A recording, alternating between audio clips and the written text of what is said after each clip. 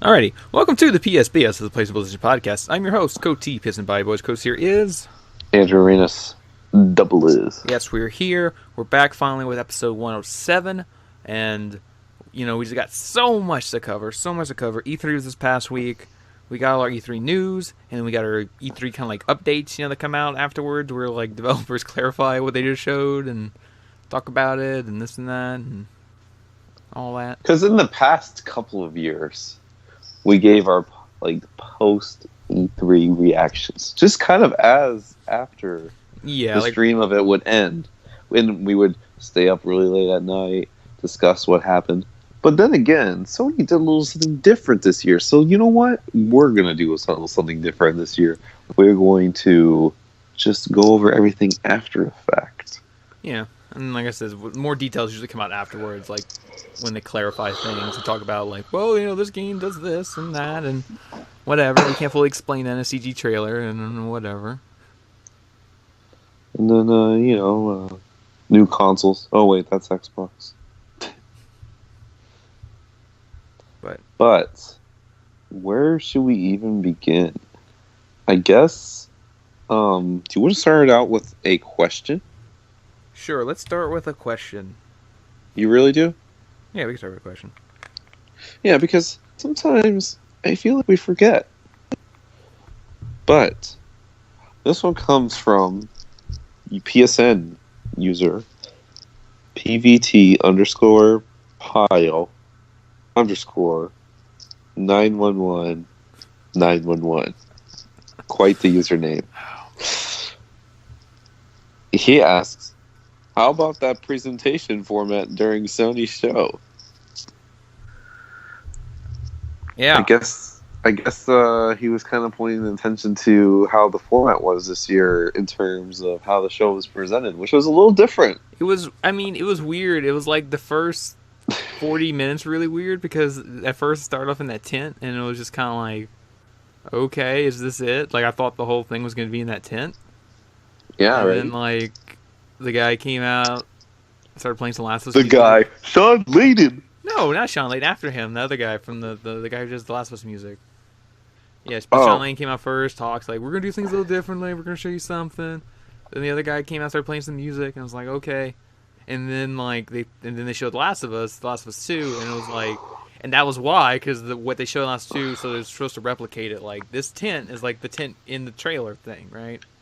Yep, in the gameplay demo. So they were trying really hard to set the mood of you are in the Last of Us 2 trailer, and and then they did the awkward thing of when it was done, it was like, all right, the rest of the show is over here, so everybody had to leave, walk in the little stadium, set up and everything, and had to cut away to some pre-recorded interview stuff, or whatever outside, announce a few little things, and then awkwardly cut back to the big thing, and then have a guy play music from Ghosts. Tsushima, and then it's like, Tsushima. Oh, okay, Tsushima, whatever, and then they talked about that, but then they didn't have a guy come on stage and play music for Death Stranding or music for Spider-Man.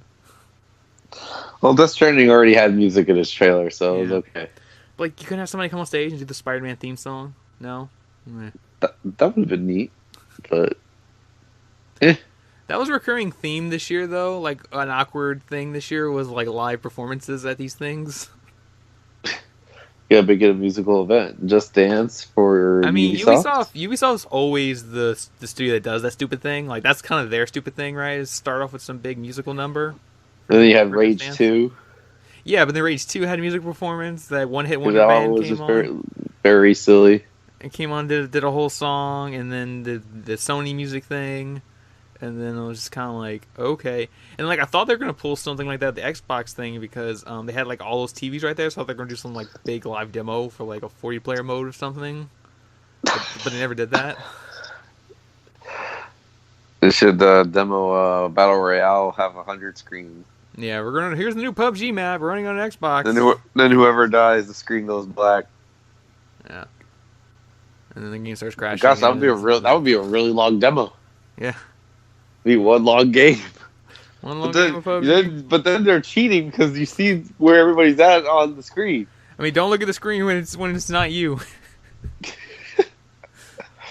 And then, like, the last two, you can just look on the screen where the last person's at, and then you win. Oh, yeah, you get down the final two. Oh, your screen looks at PUBG.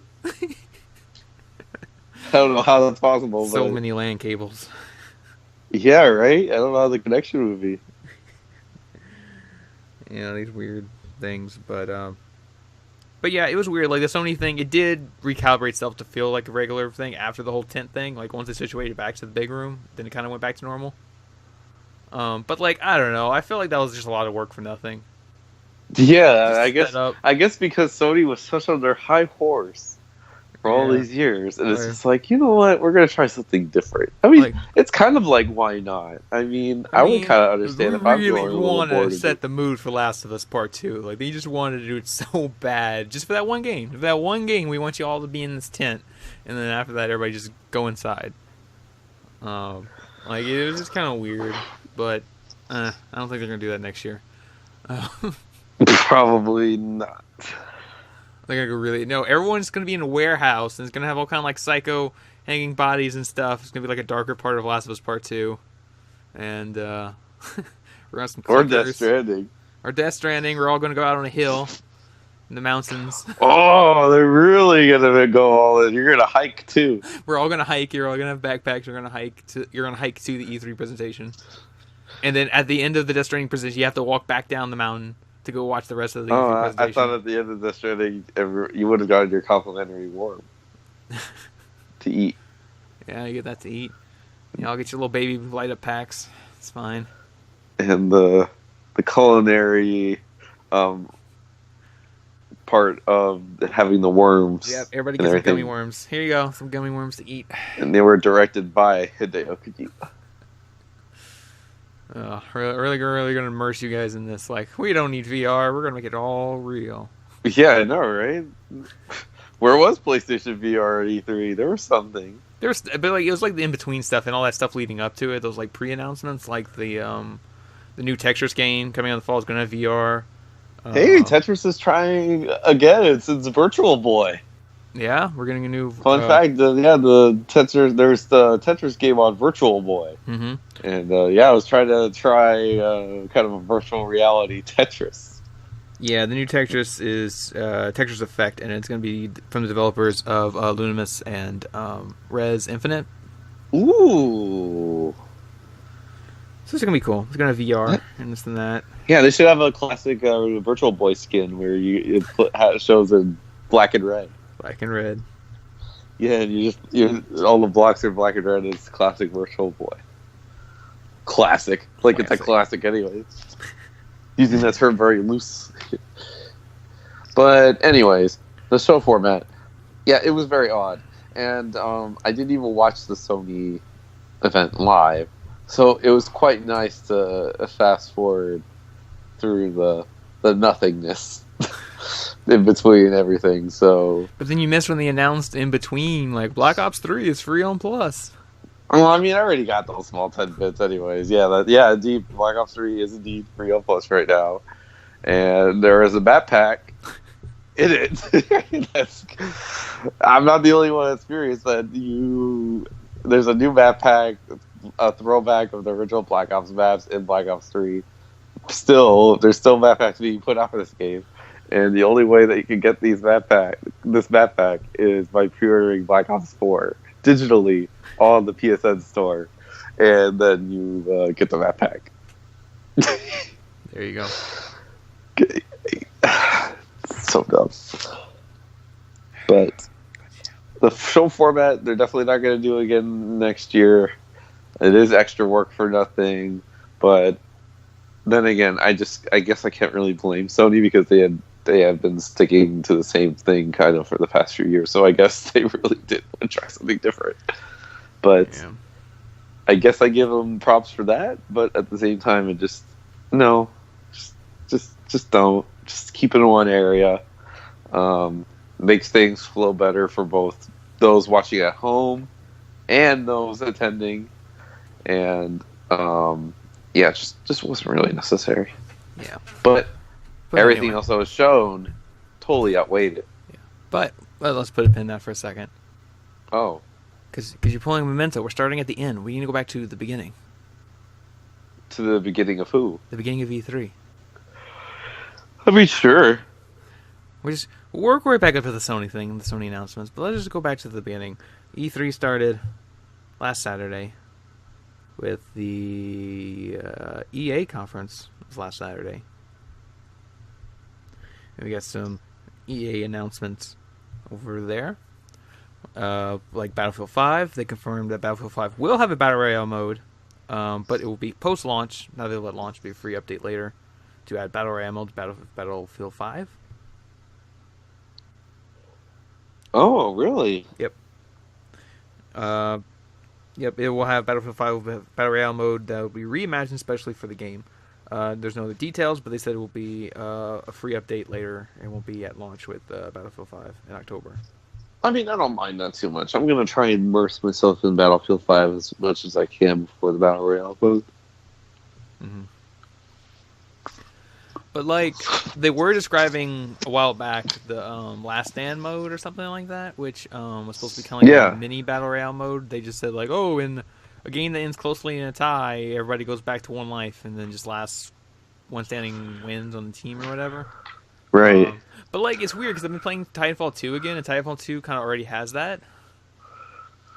Like, at the end of a Titanfall 2 match, you know, they'll say who wins, who loses, but then it becomes like evacuation, where it's like, oh, the losing team has to get to the dropship, and then the winning team has to kill the people before they get to the dropship or destroy the dropship. But like, you only have one life at that point, too, on both teams, winning and losing. So it's one of those things where like you can either blow up the dropship or you can just kill everyone on the team so they don't get to the dropship. Or vice versa, you can just get to the dropship or just kill everyone trying to kill you, and then you get like the bonus medal thing at the end, like evacuation complete or evacuation denied, you know, medal. I really do like blowing up that ship. Yeah. Blow the dropship, man. It's a lot of fun. A lot of fun. Also, speaking of awkward presentations, we got announcement of what the hell Respawn. Speaking of Titanfall, Respawn Star Wars game was kind of announced. Well, kind of brought to light again. We had the little Respawn video that popped up on top of that Visceral video of the Star Wars games that are being worked on. Mm-hmm. And then, much to the controversy afterwards, once Visceral was shut down and the Star Wars game was still being made, but by God knows who, probably people at EA. And then this mysterious kind of game from Respawn, and they gave a little bit of deets on that, but there's still nothing anytime soon. Yeah, I mean, it was just kind of like one of those things where Respawn did tweet out like a few days before just saying that we will have some small tidbit of announcement, but don't expect like a big presentation on the new Star Wars game. Right. And they did kind of talk about it. They just had him kind of sit in the audience and just kind of literally just say out loud what they're doing, and their game is going to be Star Wars Jedi Fallen Order. It's a game that'll take place between episodes 3 and 4, and part of the story when the Jedi are being hunted down. So, you know, you'd be playing as a Jedi and all that, and they said the game will release in fall or holiday of 2019. So, you know, probably next November. Yeah, it should be a really neat game. It's been a long time coming, the Star Wars game as well. So, no word on any, like, multiplayer for it. I mean, I'm interested to see how the multiplayer is going to work because, you know, obviously this seems like it's going to be a single-player game. You're going to be playing as a Jedi. And I just don't know how that's going to work in multiplayer unless it lets you just play as... I don't know. Because, like, they can't just say, like, okay, in the multiplayer you're just playing as, you know, stormtroopers, because then it's like, well, isn't the Star Wars Battlefront now? And then even though, like, certain Star Wars games didn't have multiplayer, Republic Commando. Yeah. I just can't see this game not releasing with a multiplayer component because, you know, it's EA. Yeah, it is EA. I just don't know what it could be unless it's, like, just maybe, like, a co-op mode, but not necessarily story co-op, but just, like, maybe some co-op missions where you're playing as multiple Jedi or something. And it would be kind of odd since it's Respawn and these people have worked on Call of Duty. How could they ship a game with no multiplayer? But you never know. I mean, if this is a standard single-player game, then that's fine. Yeah, I mean, that's what everybody keeps saying. Like, oh, we want single player games, and this is going to have a single player component. We're just wondering what could the multiplayer be, because the odds are there's going to be some sort of multiplayer. Yeah, because we don't component. know about the once happening Visceral game. Yeah, the original Visceral game was supposed to be single player only game. And now it's being reformatted into something else, multiplayer centric, whatever. With more player choice. Player choice and all this and that. But then this game is like, you're a Jedi, and I don't know. I just can't see a multiplayer like deathmatch mode where everyone's just running around swinging a lightsaber. I don't know. I don't know. It's just so odd. And then the way it was all brought about too. It's just like a normal conversation. It was always kind of like at the PlayStation 4 launch event in 2013 when they talked to Naughty Dog about Uncharted 4. They're just like, "Yep, Uncharted 4 is happening. It's happening. It's gonna happen. Yeah. It's just called Uncharted." Started and then it didn't even have a number yet. Yeah. And, wait, did they have that teaser trailer with it too, right? Or was that later? They had a teaser with it, and then none of that ended up being what the game was because of all the behind scenes shifting. Yeah, this is an interesting thing. Sam was the bad guy in that teaser, man. I hope we get to know the full story one day about Uncharted 4, how much it changed. They just put out a game later called Uncharted 4 Director's Cut, and it's just a completely different story. Oh my god. Or they just put out like a graphic novel, too. Can you remember these put out Uncharted comics for a brief amount of time? Yeah, from Dark Horse. Yeah, from Dark... No, I thought that was DC. DC? Might be Dark Horse. The Uncharted? DC did the Resistance comics. Yeah, but what makes you think that the Naughty Dog would sign on with yeah, I don't know. It's confusing. Whatever. Because Dark Horse was with Last of Us. Yeah. Fine. Whatever. But yeah, I mean, it's put out a comic book called Uncharted 4 Director's Cut, and you see the alternate story that was originally supposed to be in there. Yeah, I mean, you don't have to worry about gameplay or if it being a game. Is this canon? Is this canon? And it's like, no, it's alternate cut or blah, blah, blah. They did that recently with, oddly enough, they did that, I think, with RoboCop. They did, like, John Carpenter's version, I think, of RoboCop 3 or 2 or something like that. Because he wrote a script that didn't get made, and they turned it into a comic instead. Yeah. So something like that. That'd be kind of neat to do, but I don't know if somebody wants to do that. Probably not. Probably not, because then it becomes this whole thing of, like, some people are going to, like, really dig it, and they'll be like, no, this should have been the story of Uncharted 4. Probably. Or maybe it'll just be really bad, and they'll be like, thank God they didn't go with this story. Yeah, I mean, odds are it was probably not the greatest, but who knows? Who knows? But we never think about that too much until now, because Uncharted 4 is still a fantastic game, and it's the best in the series, so we're fine. But then you have to wonder, in that alternate parallel universe, what Uncharted 4 Yeah, exactly. I would wonder what, under a different direction, what that game would have been. I did favor Neil's direction with the game, in favor of maybe what the previous director would have been. I know the other guy was mad about it, though. Yeah, he was. He wasn't too happy. But then he moved on to Riot Games, I think. No. The actor that was supposed to be in Uncharted 4. That's the actor. Alan, whatever, from Firefly was supposed to be, I think, the bad guy in Uncharted 4. But then when they reshipped everything, he got fired. And then, like, I don't know, he answered some question about it at a convention. He was, like, really bitter about it, too. Like, I haven't even played Uncharted 4 and blah, blah, blah. Yeah. I would be, too. Because it's the opportunity to work on a Naughty Dog game. His face could have been digitally put into the game, man. But they fired him, and then he's just like, I'm not playing this Uncharted 4.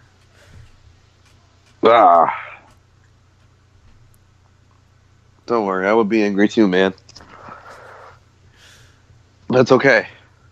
It's okay. It's been out for 2 years now. Just crazy. Still looks good. But EA, what else do they have at EA? EA announced a new game from their EA Originals titles. No Way Out 2 yet, huh?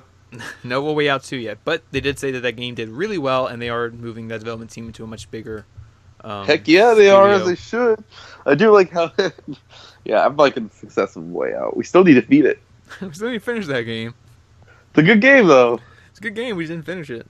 We need to finish it. But yeah, they did say that was a really successful game for them, and they are moving that development team into a bigger studio to work on, possibly bigger project stuff. Or Way Out 2.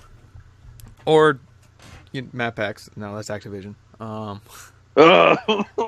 Yeah, if this was Activision, they'd be working on map packs right now.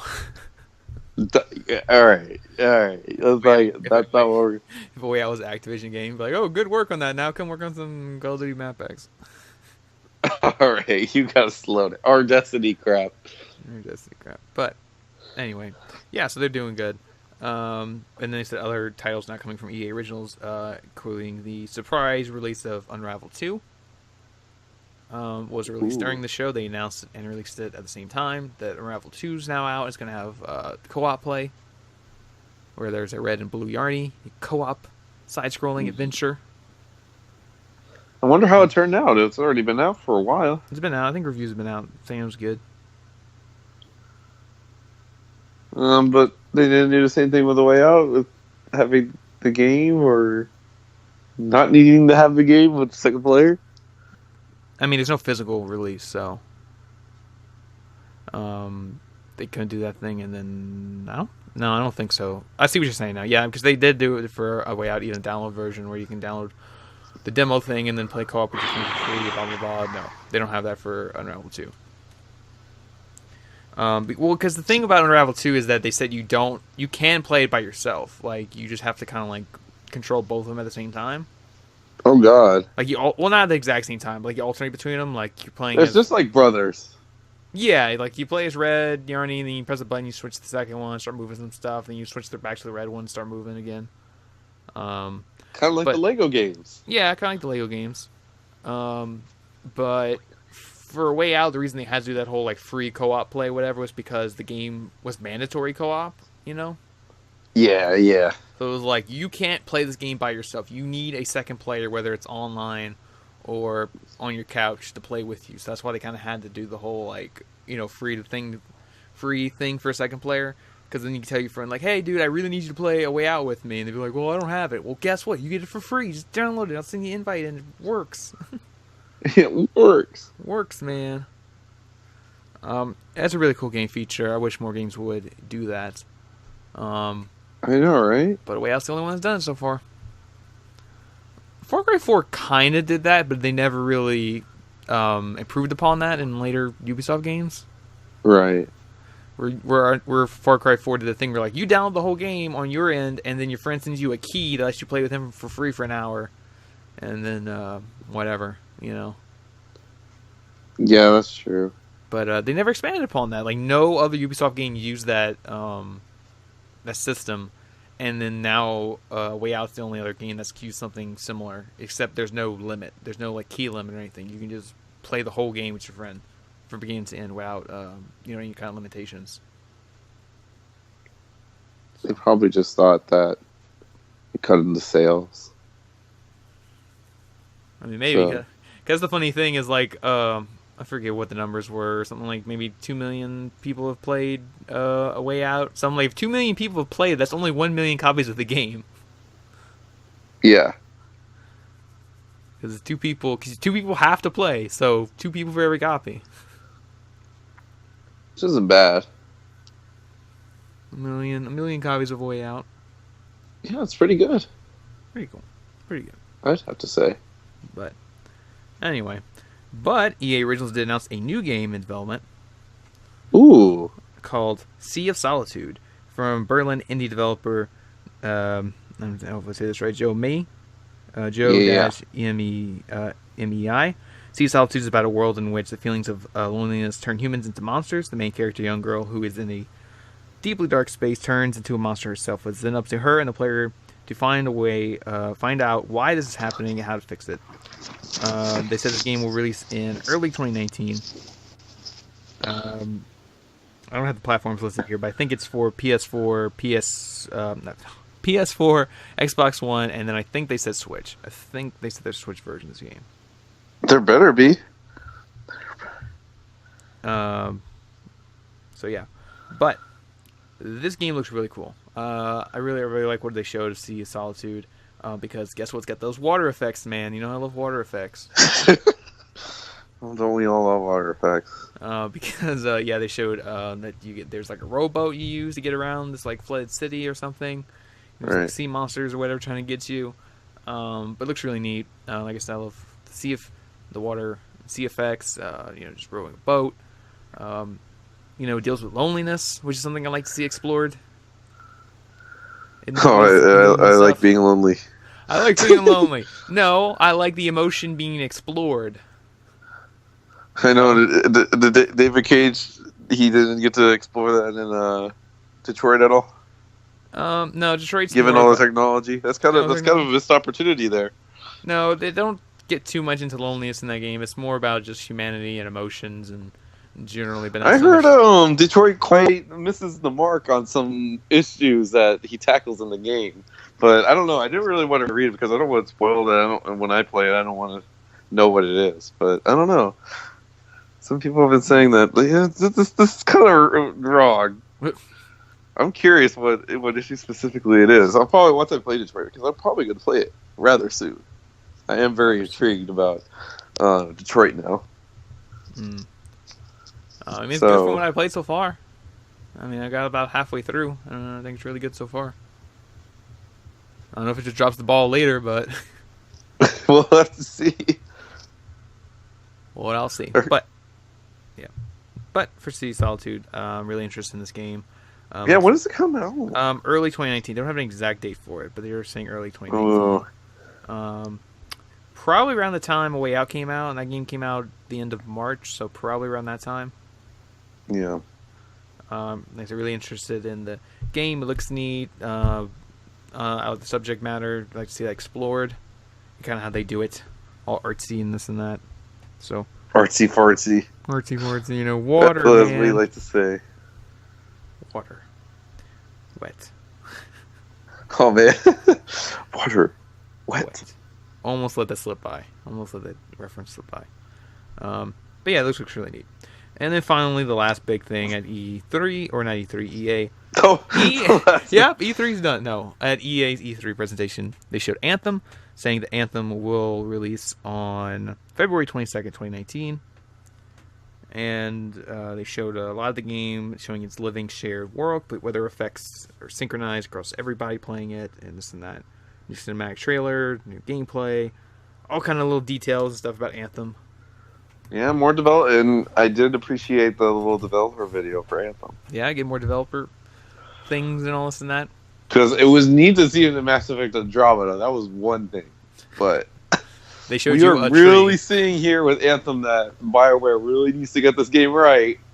So yeah, we're got a lot. The pressure's on for them. The pressure's on for them, yeah, because they have to. The pressure is they there. Have to bounce back. I don't know, because this is kind of it a little bit. I mean, I don't think it's gonna make or break. Is Anthem the last straw? It's not gonna make or break Bioware because they've already confirmed that there's like another Dragon Age game in development already. So it's kind of like they already got something else going. You kiss the Dragon Age game goodbye if Anthem falters in both ways. Kinda, a little bit. I mean, I'm not gonna exaggerate that if they're gonna go out of business, but because we already said that before, people said that before about Mass Effect. But here's the thing about Anthem. Yeah, what do you think about it? Yeah, it's a big one. It's a new IP. Yeah, it's a new IP and all this and that. But here's the thing about Anthem. So right off the bat, and I'm going to set my expectations moderately and just say I'm excited for Anthem. But here's the thing about this game. So a big thing that everybody asks us about, and a big thing that Bioware was trying to clarify, was the whole how are you going to have a story when you're 4-player co-op, right? Yeah, like Borderlands or Destiny. Yeah, but the thing is, the way they described it was when you're in the center hub world thing, there's where all the story content's at. You're in first person, so you don't even see your character. you interact with NPCs. They give you stories and this and that, and you can talk and make choices and stuff. But like, it only affects that little hub world. Like once you leave the hub, you go into third person in your power suit or whatever it's called, and then you go on the missions with your friends. You can go by yourself, or you can invite your friends and say, "Hey, I'm doing this mission. You want to go?" And then you can go exploring. It's almost kind of like if Mass Effect was in that same way, where like in the Normandy you'll be doing a lot of stuff, but then when you leave, you get to. Yeah, but like already that kind of shows that the actual world you play in isn't affected by your decisions. It's just the hub world that's affected. Yeah. And then the other players can't see your hub world. Like it's just you in that hub world. Mm-hmm. So like, I don't know really how deep the story is going to get if it's all limited to kind of being in that hub, you know? Mm-hmm. And then there's one of those things too where like once you leave and you go exploring, it's one of those things where you're kind of going to get sidetracked and really not even think about the story because you're not in that hub world, you know? Right. Experiencing that story. So it's one of those things where like, I mean, it's one of those things where like I kind of accept sometimes if a game doesn't have the strongest story or whatever, if it's like really fun to play. I mean, I don't think this game's gonna be like bare bones with its story. I just think it's really not going to be as, you know, deep or whatever. It's tricky because it's kind of like the Bungie situation with Halo, which had all this lore behind it. Yeah. Whether or not you find it compelling or not, it's up to you. But Halo, has campaign and it had all the stuff behind it, and then you have Destiny that has. I mean, say what you will about the game or anybody, but I mean, definitely its line of characters and lore is not as, I mean, not iconic, but as notable as Halo. Yeah. So, and that doesn't help that both of them are in sci-fi settings for both Anthem and Mass Effect. So that's going to be difficult because those comparisons will be drawn, probably. Yeah. But the thing is, too, like, Anthem's just a co-op experience for now. They said they have no plans to launch with, like, a competitive mode. Yeah. So you won't be, like, fighting against other people playing co-op. They said competitive play might be something they might look into later on, but for now... Yeah, how come I can't bump into you in my suit and then we both fight? I want to fight you. But then it becomes... Oh, you do the what's it called? Borderlands? I challenge you. Yeah, I challenge you. I demand satisfaction. You a little bit, then we both get our own little section and then just fight. A little virtual dome. And it's like, yeah. But and then I rip your arm off. But yeah. I don't know. Start the game all over again. No, yeah. But basically my point is, though, I really don't expect the story to be that deep or whatever. It's nothing weird, from a Bioware game. Right. Because of the whole open thing and all that. And then already, too, like, this is probably going to be, like, rated T, too, so this won't be M-rated, because they already said, too, like, oh, there's no romance options, too, in the game, either. Yeah, you don't got time for that. You gotta get in your suit. Yeah, in your suit. You gotta do these missions. You don't have time for that. There's, like, friendships and stuff, but, like, there's no, romances and stuff, because it's, like, you're just sitting there in the hub trying to romance every character, and your friends are, like, buzzing you to go out and play. It's like, no, I don't want to go outside. I want to stay here. Nah, the thing is, you won't have time to do that in Anthem's world. But it's true, because, like, I mean, but even, like I said, even they had something like that in there, they got, like, friendships, or, like, friend NPC characters or whatever, but, like, it's one of those things where, like, you sit there and you might talk to them for a few minutes to hurry and get some, like, friend points or whatever, but then you go run outside in the world, in the game world, for, like, 4 hours, and what was I talking about?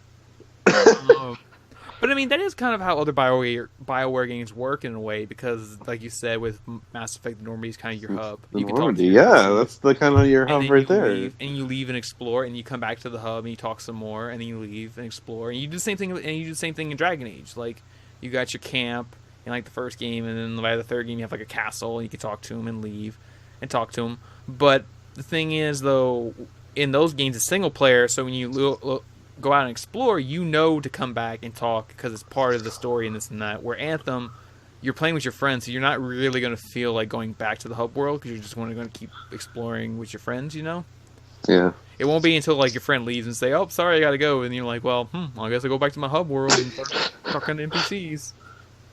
Oh my god. So, I mean, it can work now. The more I say it, the more kind of compared to past Bioware games, where there is essentially a hub. Yeah, it's just because those comparisons are going to be drawn when not when criticism comes of Anthem. I mean, who knows? Anthem might be really good, but direct comparisons will be made. Yeah, and then I think they said too there'd be betas before launch. Yeah, I really want to try the Anthem beta. What do I need to get in this beta? Probably pre-ordering is usually the one way to get your early picks. I do really want to try. Anthem is one of those betas I really, really want to get into. But I mean, I wouldn't worry too much about pre-ordering. I don't know if they'll do like the Destiny thing, which is really stupid, where like they made a big deal about like pre-order Destiny 2 and get early access to the beta, and it was like 2-day early access. Yeah, it doesn't even really matter. Yeah, like if you pre-order it, you get to play it on Monday, but if you didn't pre-order it, because you Wednesday. EA wants to make it free so then they can tell how many players played the Anthem beta. Yeah. They'd be like, oh, we had 11 million players in the Anthem beta. Oh, yeah, here you go. Because, they don't want to restrict it. No, because they like talking about those numbers and building the hype and by Anthem, 11 million people played it. Yeah. And then betas are always tricky with these games because it's one of those things where like how much content do you give? Like how much content do you let the player play? Because if you don't put enough content, they're gonna freak out and think there's nothing in this game. But God! If you give too much but then if you let too much content be in the beta, then people feel like they've played the whole game already. Right, because Destiny, in a way, people were already freaking out about like level caps, about things that you do in the game. Yeah, but we didn't really know yet. We had an idea. Well, the thing was with the Destiny beta, it was like we played the beta and we're like, okay, this is neat, but I can't wait to see more. And then when the full game came out, like, no, that was it. What you played was basically the full game in the beta.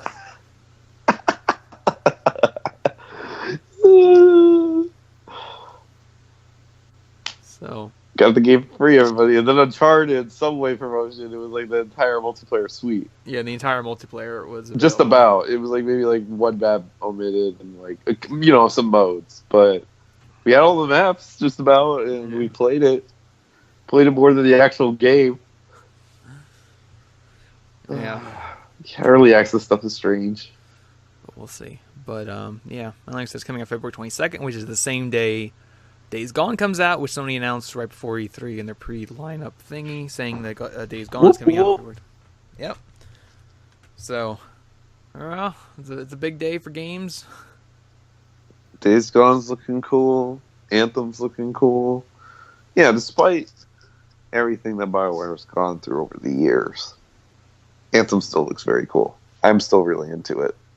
I originally maybe wasn't, but I don't know. I feel like after this E3, I feel like I really am. Yeah. I'm on board. Yeah, and I mean, like I said, I really want to play it. Yeah, I mean, like I said earlier too, I've been playing a lot of Titanfall 2 again recently, and like, I love Titanfall 2 because of the way it controls, really smooth, and the kind of seamless jump between being in the pilot and being in the Titan robot mech suit thing, and that's kind of a little bit of what Anthem reminds me of, because you are in a robot suit, you can move around pretty fast, you can straight up fly in this game. I believe I can fly. Yep, you can fly. Yeah, but I think BioWare truly, I feel like. Yeah. Mass Effect Andromeda was quite a big blunder for them. So I think they really want to do everything they possibly can to get it right. And they said, loot boxes, no loot boxes. No microtransactions except for cosmetics. They did say there would be cosmetics you can buy. Yeah, the just cosmetics. You find, the just cosmetics. Just cosmetics you can buy. Yeah, it's just cosmetics, but all right. But they're kind of expensive. That's it. When I was playing Titanfall 2, I was looking at their cosmetics section, and a lot of their paint jobs is expensive. $5 for one gun skin, and I'm like, okay. Oh, the Titanfall 2 one? Yeah. Yeah. Because that Titanfall 2 thing was like, oh, we're only doing cosmetic DLC, like that you pay for. Yeah, and even that's like much. And I'm looking $5 for one gun skin, and I'm just like, okay. Okay. But I think it could be applied to all your guns, though. I don't think it's restricted to just one gun. I would hope so. But still, though, $5, or like, I think it's like $15 for like a bundle that comes with all of the skins that are available or something like that. And I'm just like, okay. Oh my god. Still won't be as bad, because that's one a lot of people don't talk about, was like Dead or Alive 5 had like a $50-$60 costume pack or something. God. And then there's yeah, I more know. than one. We give all these, but don't worry, we give that one crap too. I mean, that is just ridiculous. And then how much it would spam the PlayStation Store with all these costumes and skins. Yeah, like the individual ones. You don't buy the whole bundle pack. I'm like, oh my god, what happened to buying just the game at this point? Because the game was free.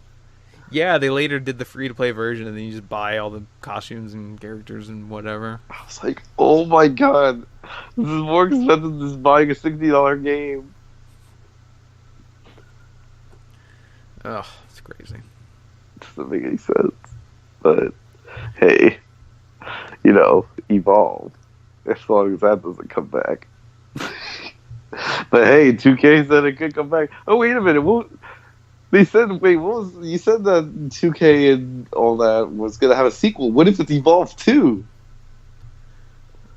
I mean, they did say something along the lines of like Evolve is a new franchise for us, so they do want to expand. Yeah, I actually don't think, now that I look in retrospect, I don't think Evolve's going to be abandoned. I think it will come back. But it is being abandoned right now because they're turning off the servers.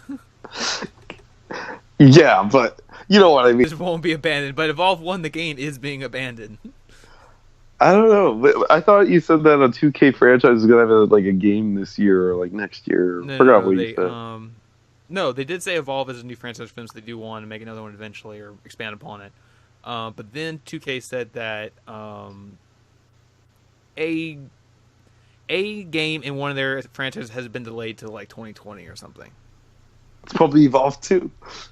Borderlands 3 or the new Bioshock or whatever. I don't know. Yeah, no, we went into depth about it. It's just that, God, I just kind of forgot about Evolve, like everyone else had. But I saw it at a bargain bin the other day. I just saw the sad little cover of Evolve. Yeah, I mean, you can play it for a little bit longer, and then you have to rely on dedicated servers. Well, there'll be no dedicated servers. You gotta work for the peer servers or whatever. Warhawk. Yeah, Warhawk. Everybody's gonna devote their servers for that game.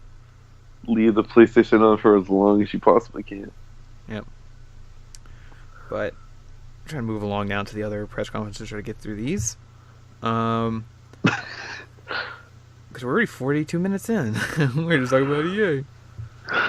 But like there's much to say. I mean, let's give it to Microsoft for a second. They did show a lot, even though that's not really the contents of what we're talking about. But Ubisoft, though, oh man, a lot. Well, let me talk about some other things, and we're gonna get to that. Just to go through some quick things real quick. Because this was announced at the Square thing. That was one morning. Kingdom Hearts 3 has a release date. Finally. Kingdom Hearts 3 will release on January 29th, 2019.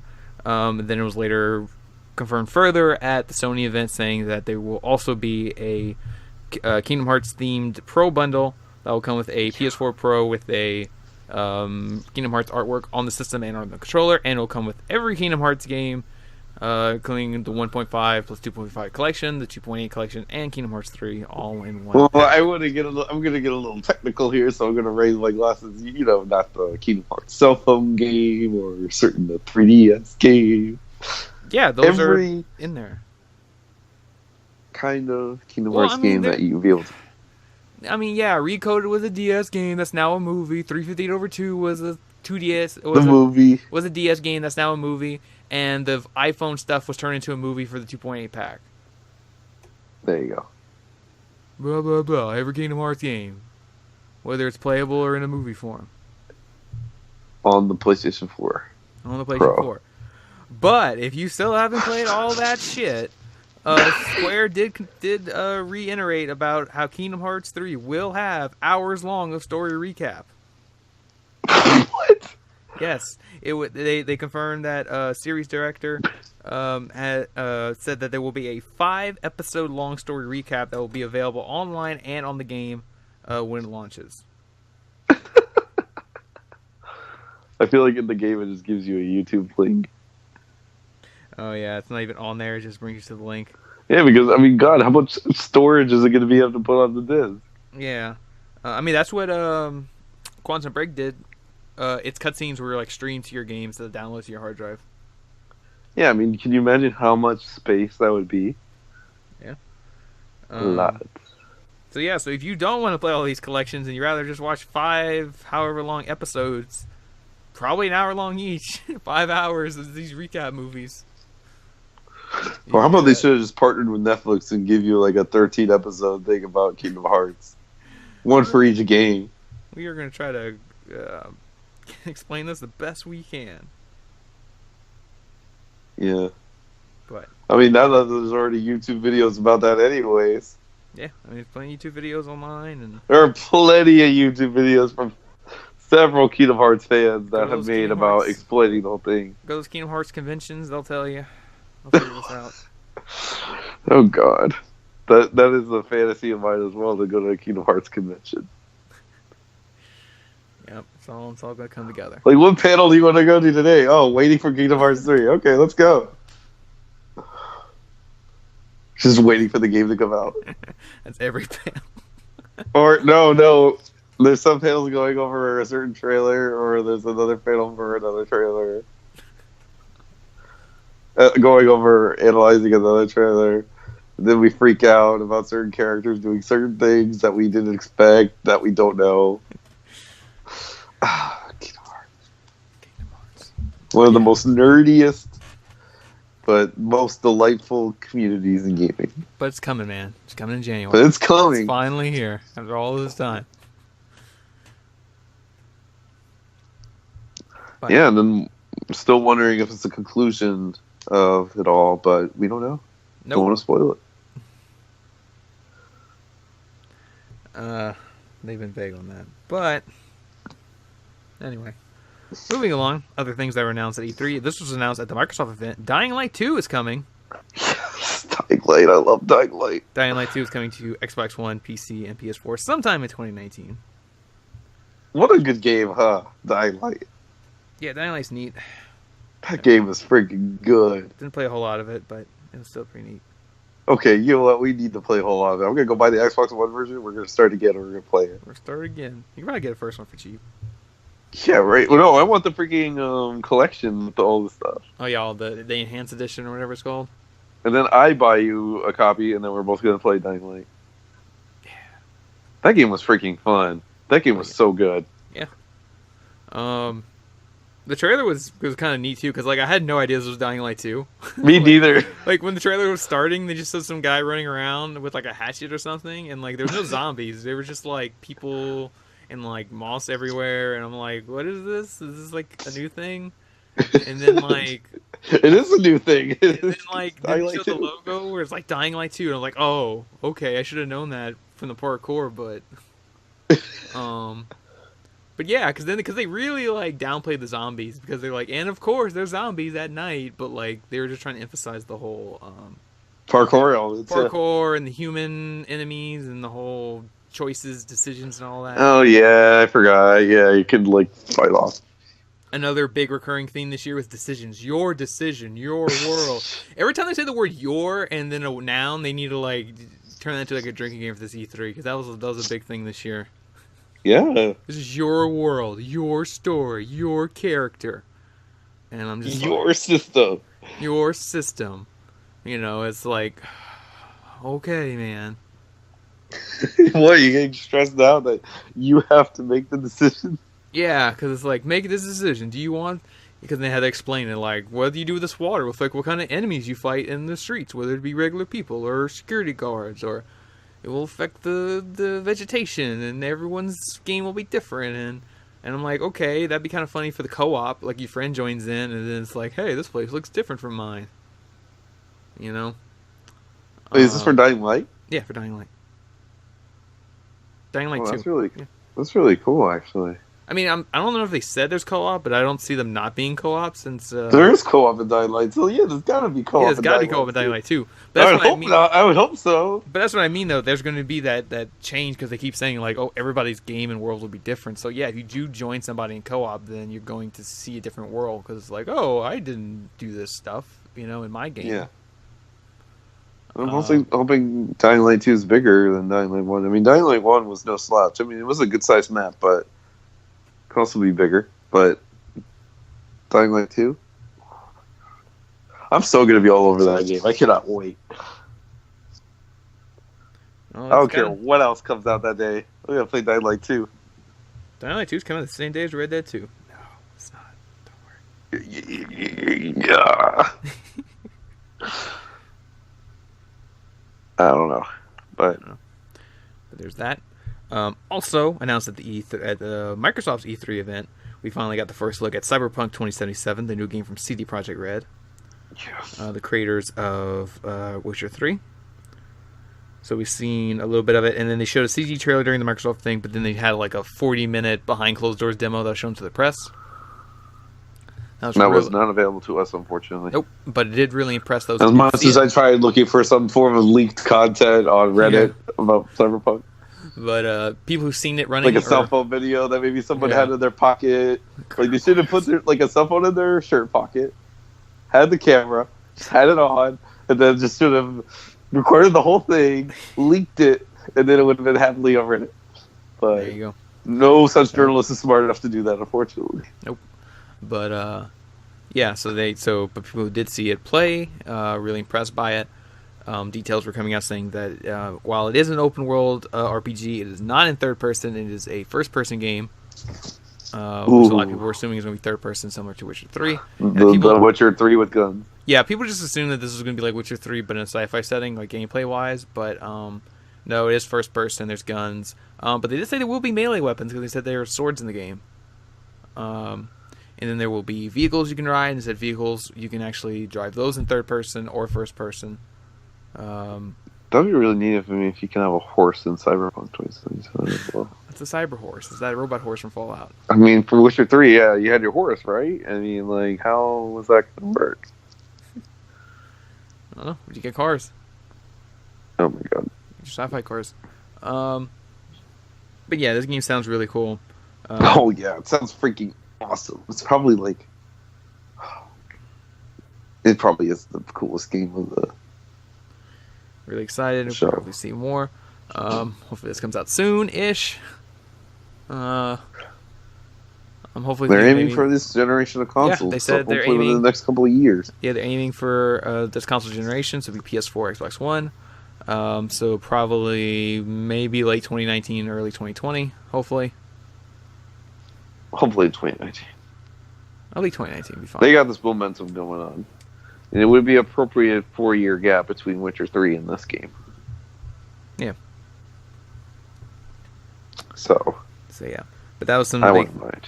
Yeah. But that was some of the big multi-platform things coming out of Microsoft. Bethesda had a big show. It did.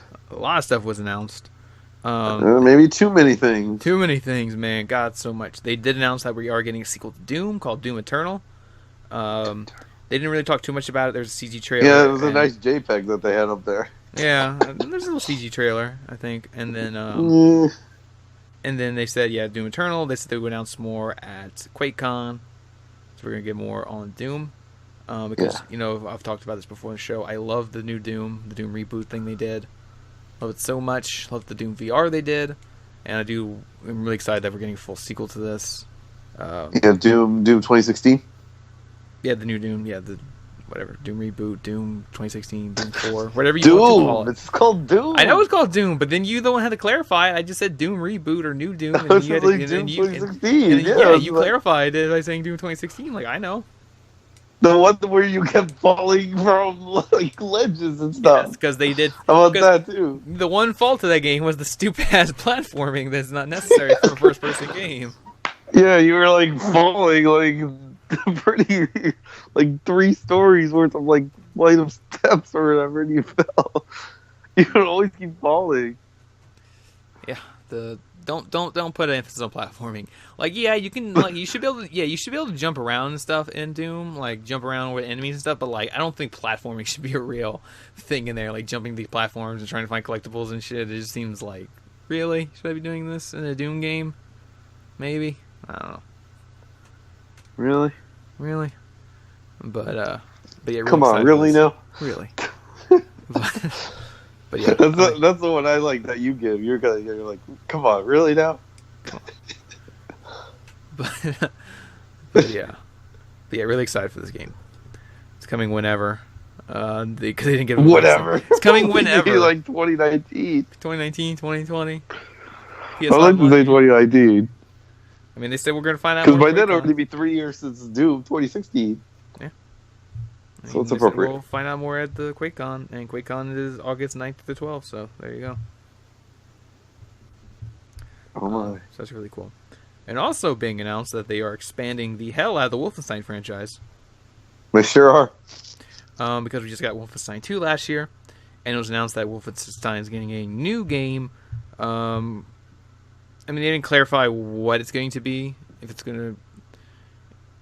Maybe it probably won't be a full game. It's probably going to be kind of like similar to the... what was it called? Old Blood. Something kind of like that. A smaller standalone title. Because it said new Wolfenstein game is coming in 2019 called Wolfenstein Youngblood, where you play as BJ's daughters. They're older, and this will be a co-op experience. Yeah, it kind of spoiled the... Yeah, I don't know why I didn't play New Colossus. I didn't finish New Colossus yet either.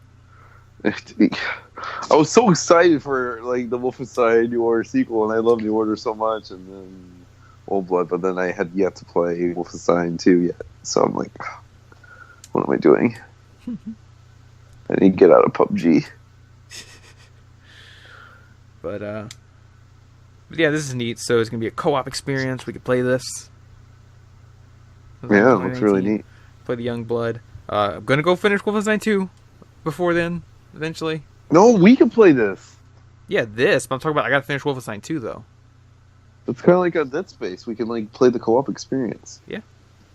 But that's what I'm saying. I gotta go finish Wolfenstein 2 though before this comes out. And possibly see how it ruins the rest of the franchise. We just mean in the fact that it kind of undoes the ending. Yeah. What's it called? Awakening DLC for Dead Space 3? Oh, God, yeah. Don't even remind us. I mean, no, it was a good DLC. It's just the ending kind of undid. It was good. It was the ending was just so dumb. Yeah, it just undid the ending of Dead Space 3, the original ending. Yeah. But not only are we getting Wolfenstein the Youngblood in 2019, we're also getting a Wolfenstein VR game. Really? Yes. They said that there will be another project is in development called Wolfenstein Cyberpilot. It's a standalone game set in 1980s Paris where you play as a renowned hacker who helps the French resistance by hacking into Nazi war machines. Okay. And this was also announced alongside the Prey Mooncrash DLC, which will have a VR mode. Uh-huh. So that game, Prey, that came out last year, is getting a new DLC that you can play in VR or without VR. And then there'll be also a new VR escape room minigame called TranStar VR, which will be a part of the update for Prey. So you can play all this in VR. Oh, that'll be cool. So that's all Bethesda continuing to support VR. And all this and that. And then moving on with Bethesda also finally showed off what the hell Fallout 76 is. Yes. They showed off Fallout 76 and saying that the game will release on November 14th for PS4, Xbox One, and PC. And they said that Fallout 4 is a multiplayer game with a map that is 4 times the size of Fallout 4. It's humongous. Humongous, set in West Virginia. It's a prequel. Oh, great. It's a prequel. But that's great. It's a prequel to all the other Fallout games because you're one of the first people to exit the vaults and explore the new world. And you can craft things, you can build things, you can go up to 4-player co-op, explore together, build things. You can also run into other players and combat them. Kill them. That's the only reaction that you do. You can kill them, you can wave at them, and maybe they'll follow you around and be your friends, or not. Maybe. I mean, it's kind of like in the NPCs act in baseball games, because whenever it's like, oh, if you shoot somebody and put away your weapon, maybe they'll forgive you. Yeah. So try that tactic with a random online person. Whoops, I didn't mean to shoot you. I didn't mean to shoot you, man. I'm not sure. Then you put away your weapon, and then they just continue to shoot you. That's not going to work. It's going to work, man. You'll die. I'll die. But, yeah, this game looks neat. I mean, it's Fallout, the co-op. Oh, yeah. Are you kidding? I'm going to try this out. Yeah, because there will be a beta, and I'm curious about the beta. And they said, of course, if you pre-order it, you'll be guaranteed early access to the beta, and then eventually the beta will be available for everybody. You can try this out, see how it's going to work and feel, and all this and that. Bethesda did say this is a online-only game, so even if you want to play solo, you got to be online. Ooh. So that ticked off a lot of people. Well, you need patches really to run Bethesda games anyway, so people that can't be online or whatnot and don't have internet access still, but, Nope, somebody out there is still playing Skyrim 1.0. I don't want to see that. I don't want to see that. Skyrim 1.0 on PS3, somebody's still running it out there. Oh God, what happened? They just didn't want to update it. I want the pure, unedited original release of Skyrim. Like, how does Skyrim even run? It's probably like the worst version of Skyrim you could ever play. Oh boy. Switch version is probably better than that. I mean, yeah, you had 6 years to update the damn thing. I don't know. I mean, I played Skyrim for like 20 hours on PS3, and I didn't really have that much problems with it. Sure, but a lot of people... A lot of other people did, though. Or it's just a selection of people did and then blown out of proportion. Yeah. I did see the dragon fly backwards, though. The dragon fly backwards? Yeah, the dragon was flying in a circle backwards. That was one of the bugs I saw while playing on PS3. Those dragon fights were really cool. Yeah. Wonder how it'll look in Elder Scrolls 6. Yeah, because that was the next thing they announced. They were talking about... for some reason. For some reason. They announced... Well, first they announced they got a new game, a brand new IP in development called Starfield. Yeah. Starfield, that's what it's called, because I completely forgot what this game was called for a while. Not Star Command, which I thought it was what it was called. I literally said that to somebody, like, oh, did you hear the new Bethesda game? It's called Star Command? And they'd be like, wait a minute, that don't sound right. You're just thinking of Buzz Lightyear. Buzz Lightyear. You play as Buzz Lightyear in the new Bethesda game. Tied in with Pixar. Tied in with Pixar, man. But, yeah, Bethesda said they got a new open world game, new IP that's going to be open world RPG, and they said they're targeting for next generation consoles.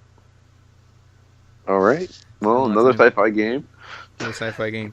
Not that that's bad. Sci-fi is a good genre. It's just, well, I have a thing. I'm going to say something about this. I'm going to say about this. Something about that. Give me 1 second. And then they announced after that saying, well, the next game we're going to do after Starfield is Elder Scrolls 6. So, and that was basically it. And they showed a logo, and it's like, okay, so that means Elder Scrolls 6 will probably be a next-gen game, too, since it'll be after Starfield, and it's probably going to be a while before we see Elder Scrolls 6. Like 2020s. Yeah, something like that. But, yeah, a lot of sci-fi, but here's the thing. So, I'm going to have to dip into another thing we're going to talk about in a bit, but, I know you mentioned, too, we're getting a lot of sci-fi games, but I think the reason we're getting so many sci-fi games is because I think a new genre of gaming is about to happen. And what could that be? So, one thing I complain a lot about on the show is there's so many open world games. And everybody's trying to make these big open world games so you can keep playing and keep exploring, keep doing this and that. And that's great and all, but I just don't have time to do all that in multiple games, to constantly explore open worlds and this and that. What I'm thinking is happening is, though, we are on the verge of, screw open world, we're getting open universe games. No Man's Sky. Because and that's the thing, No Man's Sky, we're going to look back, and No Man's Sky is going to be the first game that actually did this. I guess. Well, I mean, think about it. So No Man's Sky came out and said, hey, you can fly around your little spaceship, go to this planet, get off this planet, fly to another planet, explore that planet, and you can keep doing that. And you can keep doing it infinitely. There's an infinite amount of planet stuff you can go keep exploring and doing this and that. Now, because it was infinite and blah, blah, blah, and whatever, No Man's Sky is what it is. But we're seeing other games expand upon this idea. One is that we're going to talk about in a second, too, is Beyond Good and Evil 2, which was shown at the Ubisoft event. And they said Beyond Good and Evil 2 is going to be a game where you can do the same thing. You can be in a spaceship, you can explore a planet, fly off in the atmosphere, go to another planet, explore that planet, and they keep doing that. And I'm willing to bet the new game from Bethesda, Starfield, is going to do the same thing, where it's going to be an open universe game where you can explore a planet, leave the planet in your spaceship, go to another planet, explore that planet, and so on and so forth. Now, I don't think these two games, Starfield and Beyond Good and Evil 2, are going to have infinite planets. I think it's going to be very limited to, like, let's say 9 planets, you know? Yeah. Or something. I don't think it's going to be that. It's going to be... But that's the only way you can do it. If you want a fully realized planet to explore all kinds of stuff, it has to be limited to, like, let's say, like I said, let's say 9 planets or something. A whole solar system. Right. So you can fly in between each planet, explore them, and do this and that. And that is such a new kind of direction to go for these games that I feel that is something that would probably require next-gen consoles to pull off. So that's why Starfield is probably going to be a next-gen game, like they're saying. That's why I believe Beyond Good and Evil 2 is going to be a next-gen game. I don't think the game's actually coming out on PS4 and Xbox One. Because the way Ubisoft is being so vague with it. I guess. Because it's true, like, every time they talk about it, they never say what it's running on. They just kind of say, here it is, and they always show, like, really, like, small snippets of gameplay, like 3 seconds or something, of just a spaceship flying. Because, like, that was the thing. Like, when they came on stage and showed Beyond Good and Evil 2, they were just like, here it is, here's a big-ass CG trailer, talking about it some more. They show 3 seconds of gameplay of just a spaceship going in one direction, and then they had to go through the whole, like, hey, this game's really far off. You give us stuff to put in the game, like art and music and this and that, you know? But they're asking us to give them stuff? Yeah, to help finish this game because it's so far away. Yeah. That's their job. Yeah, but Joseph Gordon-Levitt is asking us to help them make this game. No. No. No thanks. You don't want to submit artwork and music and whatever? Because if the game sucks, I don't want my name attached to it. Like, you know what my name is attached to this podcast? This podcast doesn't suck. Imagine if people were contributing things to our podcast. That would suck. Except questions. We appreciate questions. Or if you have a theme song or something, maybe I'll consider putting it at the beginning or end. But I don't feel like I trust people enough. I don't instill the trust in that people enough to do it. And I feel like it's Beyond Good and Evil will be a mishmash of just pointless direction. I'm not going to know where to go. I mean, that's the sense of exploring the galaxy and stuff. And I mean, and this is Ubisoft. They've done this before, because this is what they did with Watch Dogs. Like, they kept showing Watch Dogs for the longest ass time, but they never said what platforms it was for, and then it ended up being for, you know, the new consoles, PS4 and Xbox One. Yeah, but at least Watch Dogs had a vision, and it was exciting. This I'm not very excited about. They're not showing us anything. They're just showing us... They're not showing us anything. That's what I mean. They're not showing us anything. They're just showing us CG trailers and little concept things and this and that, and then like little spaceships flying, but they're not really showing us the game running and like what are you actually doing. They just kind of keep talking about like, you're going to be able to do this and that and blah, blah, blah, and here's a big-ass CG trailer. And I'm like, yeah, this game's really far off, and what you're trying to do with it, I think is probably too much for current consoles. So this is probably a next-gen game. That's like I said, this is what they did with Watch Dogs. We're like, here's Watch Dogs, here's the game running, and guess what? It's actually a PS4 game, but the PS4 wasn't announced yet, so we couldn't say that. So that's what I think Beyond Good and Evil 2 is. I think that's a next-gen game. Starfield's a next-gen game. Because they're both going to do the whole exploring the galaxy, going from planet to planet, that you know, open universe game. And the problem, though, if more games try to do that, the problem is you can kind of only do that in a sci-fi setting, you know? Because, like, how else can you go from planet to planet and it not be sci-fi, you know? The only thing I can maybe see them doing, like, let's say for Elder Scrolls 6, if they want Elder Scrolls 6 to feel like a really big game without you going into space, would be, you know, like, going to different, like, dimensions or planes or whatever, like going through Oblivion Gates and then going, like, to a whole new map by going through an Oblivion Gate, you know? Yeah. So that'd be a kind of a way to create these huge, like, worlds to explore, like, say, there's 9 realms or something, and there's these portals, so you can go through each one and then explore it, and it's, like, a huge map the size of Fallout 4, and there's like 9 of them in here, something like that. Mm-hmm. Still keep it kind of in that fantasy setting. Right. So I wonder if Fallout 5 would be continuing the ending of Mothership Zeta, where you're just flying around that spaceship exploring other planets. Oh my...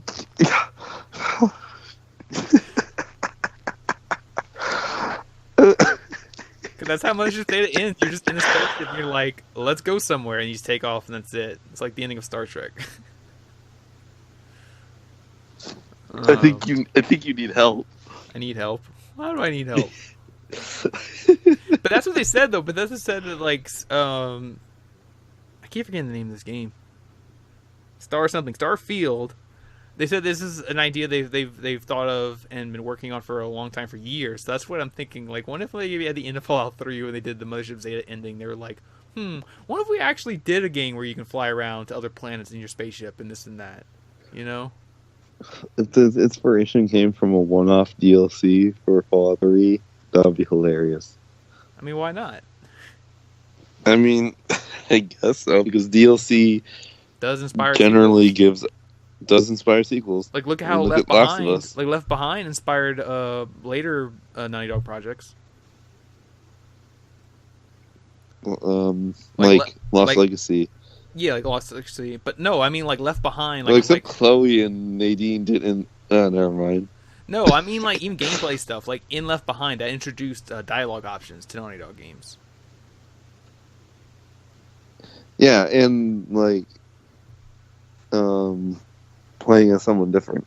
Yeah, playing someone different, and then they even talk about now time periods, can switch between time periods. That's something we're going to see in Last of Us 2 in its narrative. Yeah. So that's what I mean, though. Like, I think DLCs can inspire other ideas, and just that's something too. Like I said, when there's something like you fly off in a spaceship at the end of Mothership Zeta, and it's like, well, what if we could do that, in a game, and then right, and then No Man's Sky hit with that idea, but didn't fully, realize that idea. So now these big developers like Ubisoft and Bethesda are kind of like taking that and say, okay, how do we make that better? Maybe we focus and do like 8 or 9 planets, have them fully realized and explore and get that sense of travel, between those planets, and have these, worlds fully realized, Yeah, exactly. And I think it'll be so cool once it comes into fruition. But then that just makes these open world games even bigger and take longer, and then I have to not have more time for them. Yeah, that too. That too, man. But anyway, there's that open universe games. But yeah, like I said, the Ubisoft event, they did their whole Just Dance thing at the beginning. They showed Beyond Good 2, which we just talked about. There was no Splinter Cell game at the Ubisoft event, which was really surprising for me. Yeah, I mean, I didn't really think we were getting another one. I thought we were. They kept hinting at it through some of their other games and this and that, and I'm like, so like when the show was over, like, where's Splinter Cell? Like, I actually really want a new Splinter Cell game. Gotta wait for the movie first. Oh yeah, you wait for the movie to come out, and then they can tie it. Tom Hardy would come out on stage, be like, "Hey, it's gonna be like the Ratchet and Clank situation. It's gonna tie in with the movie and the game." Yeah, it's like, this game and this movie, they're canon with each other, and this and that. But then they can't announce that Tom Hardy's doing the voice in the video game because everybody get mad because everybody wants Michael Ironside to come back. But Splinter Cell Blacklist. It was a good really game. Good. Yeah, it was really good. It came out all the way back in 2012 or 2011? Yeah, it was a PS3 game. Yeah. I played it on PS3 and it was really good. And then I played that one and I played a little bit of the other ones, like back on PS2 and whatever. But yeah, like Blacklist was really good, but it was one of those things where like the hardcore fans were a little off because it was kind of action heavy at times, and then of course they did the new voice actor. For Sam. Blacklist? Yeah, for Blacklist they had the new voice actor for Sam, and that threw a lot of people off. Like the hardcore fans were like didn't like the new voice, and they didn't like some of the more action things. But it's one of those things where like I've casually played Splinter Cell, so I wasn't too big into the whole thing. But then I played Blacklist, and I just loved it. Yeah. And I would love to see a new one. And then, of course, they brought Sam back for the Wildland Ghost Recon DLC thing. And then Michael Ironside did do the voice, so that was kind of like the hint of maybe we're getting a new game, but then they didn't announce a new game. So, I mean, God, I don't know, because, like, they tend to put these Tom Clancy games out in, like, March or something, but we know Division 2 is already coming out in March, so, God, March 2020 for a new Splinter Cell game? Ooh. You never know. I mean, Blacklist did come out right at the end of the PS3 life cycle, so... You know, you're going to wait a whole other life cycle to put out a new freaking Splinter Cell game. Yeah, sure did. But, yeah, I love the new one. I was really surprised we didn't see that. But yeah, Division 2 was another big thing. They showed a lot of it at the Microsoft thing, and then they showed even more of it at the Ubisoft thing. Because this is another thing. Another trend for this E3 was the whole, we're sorry, but we're going to do better this time approach to their presentation. Mm-hmm. Because we saw that the EA thing when they came out, talked about Star Wars Battlefront 2, saying, "Oh, we're sorry. We know what we put out wasn't what you hoped for, but we are listening to you. We're fixing things, revamping this. We're putting out more free DLC, including solo stuff. Even more content in the fall, including more Clone Wars stuff in the fall. You can play General Grievous in Star Wars Battlefront 2. Yeah, my boy General Grievous coming back.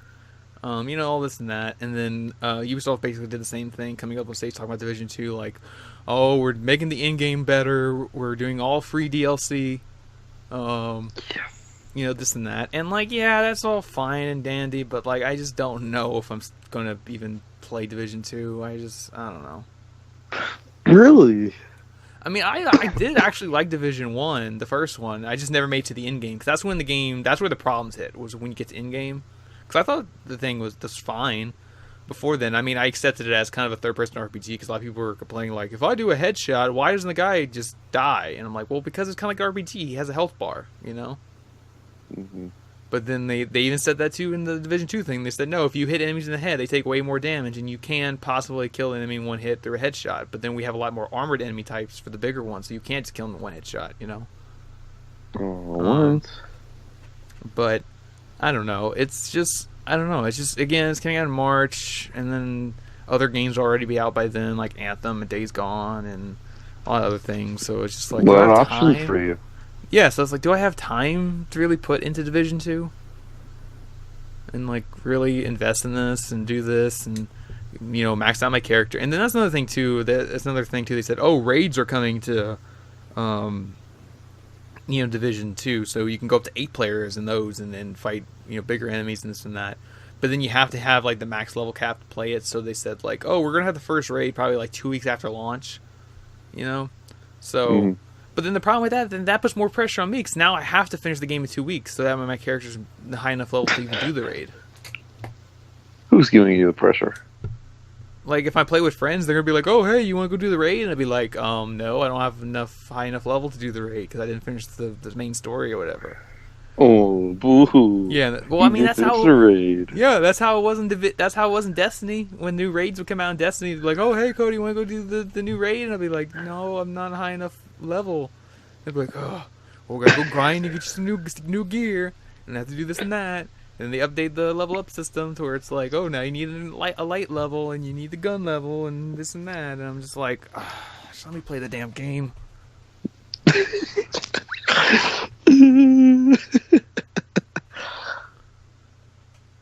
That's the gaming life you chose. So, I don't know. But Division 1 is free on Game Pass, so you didn't play Division 1, did you? No. See, we can start playing Division 1 on Xbox, and then you can kind of gauge your interest, and then maybe we can do Division 2 on Xbox, and we'll just play that.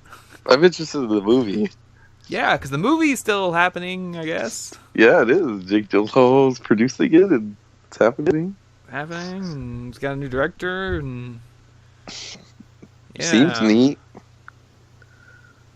But I don't know, just Division never interested me, and the multiplayer aspect of it seemed kind of lame, and you know, people joke about it all the time. It's like, yeah, it's just, I don't know. I don't know if this is like worth my time.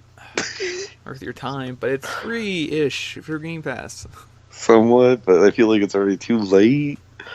When did the game come out? 2016? Yeah, but they said there's been a lot of updates since then, so they say it actually feels a lot different than when it first came out. Because I haven't played it since. So it is like Destiny. I haven't played it since probably 2016, so I don't know the new updates.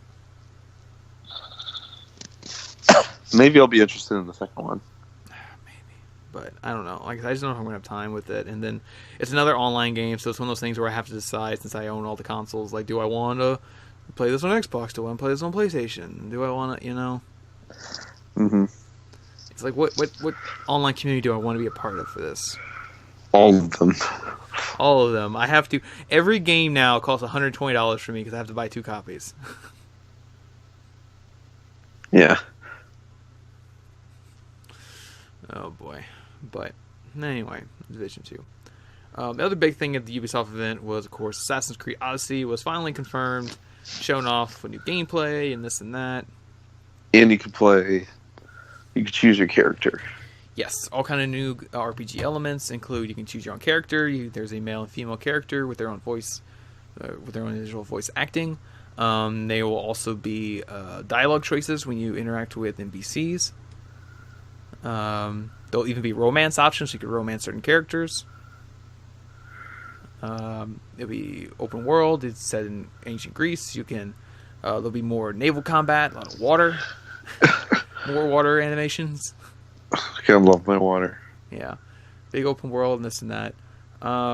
Yeah, I think this game looks really cool. I think it's just the problem is I would be more excited if we didn't already get Origins last year. Right. Because Origins was another big game, and I did like what I did play of Origins. I played maybe somewhere between 5 to 10 hours of Origins, and I did like what I played. But like I said, it was just such a big game that I had to kind of put off to the side with everything else I was playing. And Odyssey is kind of looking that same way. Oh no! Where it's such a big game to where I just don't know if I have time for it. And then it's coming out October 5th during that big onslaught of all those other October games. Mm-hmm. Because you got Assassin's Creed on the 5th, you got Call of Duty on the 12th, you got Battlefield on the 19th, and you got Red Dead on the 26th. Oh. 4 weeks in a row of big game releases. There goes your wallet. Yeah. Your bank account. I don't have to. And then I have the time and the money for this? I don't know. Yeah, you will. I'll have one of the two. But but I don't know. And then like the funny thing is too, like the thing about Odyssey. Did you like watch the gameplay for Odyssey? The whole it looked really cool. It looked cool, but like it's weird. Like now it's like full Witcher 3 clone now. Basically. Like, dude, like even when they showed the dialogue options, it's exactly the same as The Witcher 3. Really? Like it's the same. Like the way it's presented in Witcher 3 is it's like 4 lines off to like lower right corner, and it's exactly how it looks in Assassin's Creed Odyssey. And then like certain dialogue options have like little images by it, like the little heart or whatever, to show it's a romance option. Same thing like in Witcher 3. And even the way you like accept and deny missions is the same as Witcher 3. Like in Witcher 3, they'll be like, Geralt, do you want to help me with this? And then you have an option of like, sure, I'll help you. And the second option is like, oh, I don't have time for this. And like they showed the exact same thing in Odyssey when he was like, oh, do you want to help us out? And then like the two options were like, yeah, I'll help you now. And then the other one was like, I don't have time for this. It's the same thing as Witcher 3. Remember when people would give what was it, Middle Earth Shadow of Mordor crap for copying Assassin's Creed? Yeah, now Assassin's Creed is copying The Witcher. It was so crazy because like they did say that a while back. There was some document or something that Ubisoft said like, oh, we want to like soft reboot Assassin's Creed to get that Witcher 3 feel. And Origins kind of had it because it was an open world RPG with more RPG elements and upgrading and stuff like this. But Odyssey is like full on Witcher 3 clone. Like, and how does that sit with you? I just don't know because and then too it was funny because like when the guy came on stage at the Ubisoft event, he was like, Assassin's Creed Odyssey. We've been working on this game for 3 years now, and I'm like, Witcher 3 came out 3 years ago. It's not a coincidence. Well, they didn't get much time to play it because it just barely came out. But still, 3 years ago, they were just kind of like playing Witcher 3 and like, we can do this, right? Oh my god. So, I don't know how I feel about that. Because it's like, it looks really cool, but like I said, it's just kind of a year after Origins, and it is looking like a Witcher 3 clone. And then they did say like, oh, you it's not gonna have multiplayer, but there's still gonna be online connectivity because there's gonna be like weekly events and challenges and stuff, kind of like what Origins had. And I'm just like, I just don't know if I have time for this. I mean, it looks cool, but I just don't know. I think you will. I will. Well, yeah, because I know I'm not going to be playing Call of Duty on the 12th. What? I told you this already. I haven't bought it. I know. But it's and okay. Then I'll probably get Battlefield 5 on the 19th. Play a little bit of it. I probably won't play a lot of it, but I'll play a little bit of it. And Red Dead 2 probably get on the 26th. Oh, yeah, Red Dead. Once I decide what system to freaking get it on. PlayStation 4.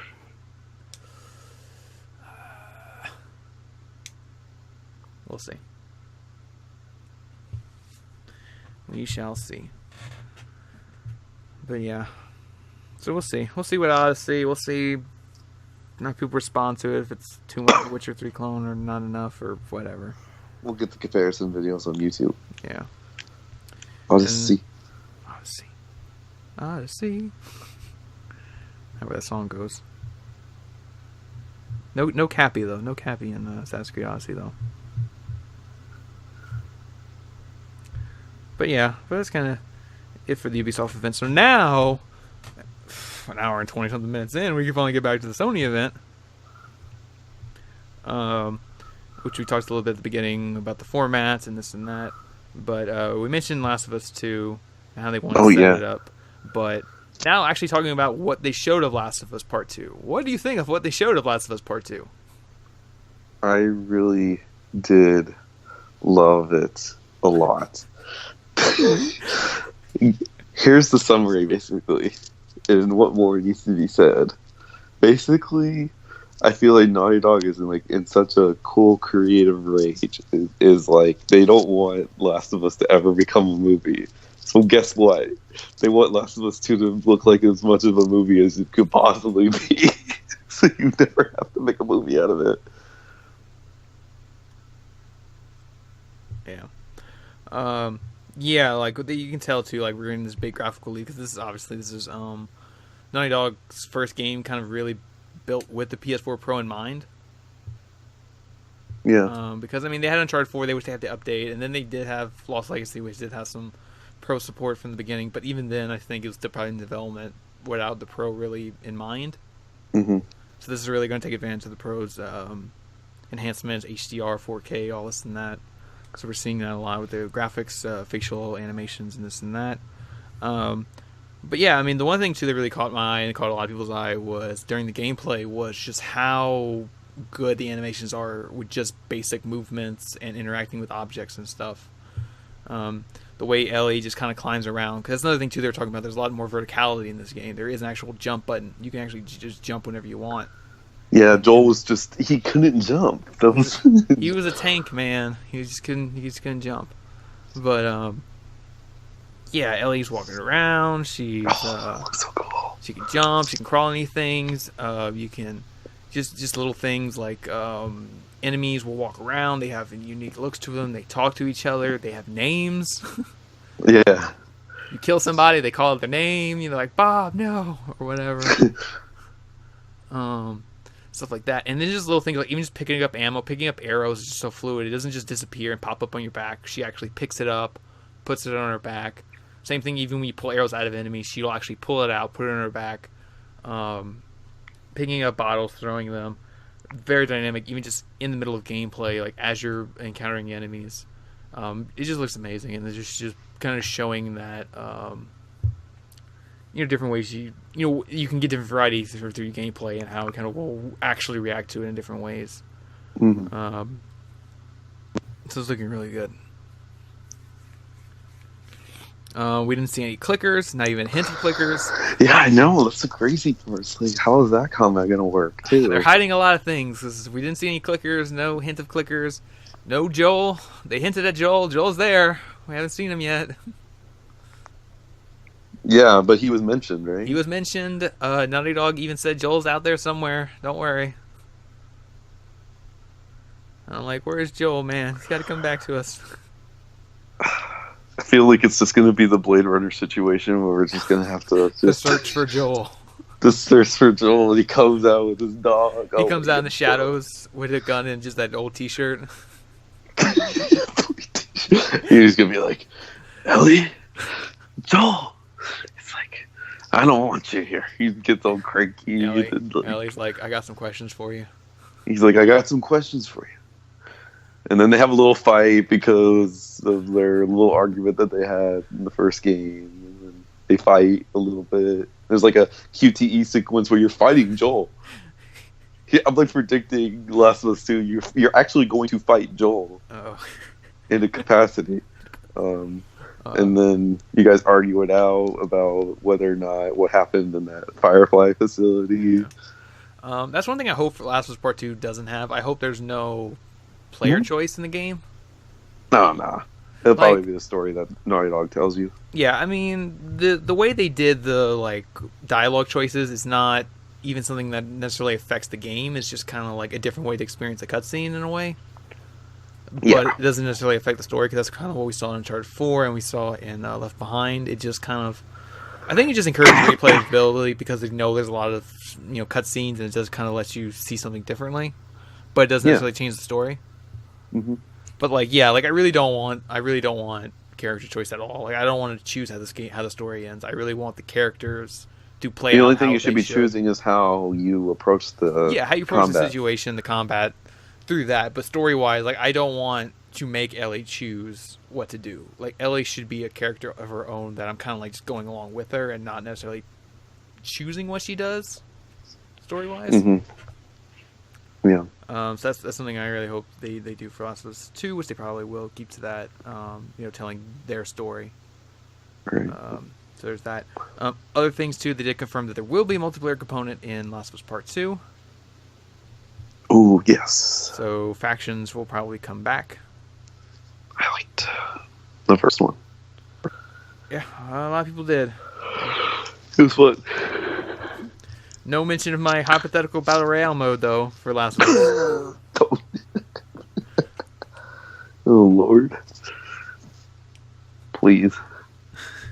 It can work, man. It can work, but... It can, but will it? Oh, wow. Was the Jurassic Park quote? You thought about too much what you could do? You didn't think if you should do it? Or something like that? You thought about what you could do, but you didn't stop and think of what about you should do. It. There you go. That's the exact approach to Battle Royale mode in every game now. They have to play that clip every time somebody brings the Battle Royale mode in the meetings, And it's exactly just how it is in Jurassic Park. It just goes to shit. Because they had to... Well, judging by the way that the maps look in these Battle Royale games, that's the truth. It would be so awesome, Jurassic Park Battle Royale game. Jurassic Park Battle Royale. So, what do you want? Do you want to play as humans that are battling it out and the dinosaurs can kind of kill you? You want to just have a bunch of dinosaurs trying to kill each other?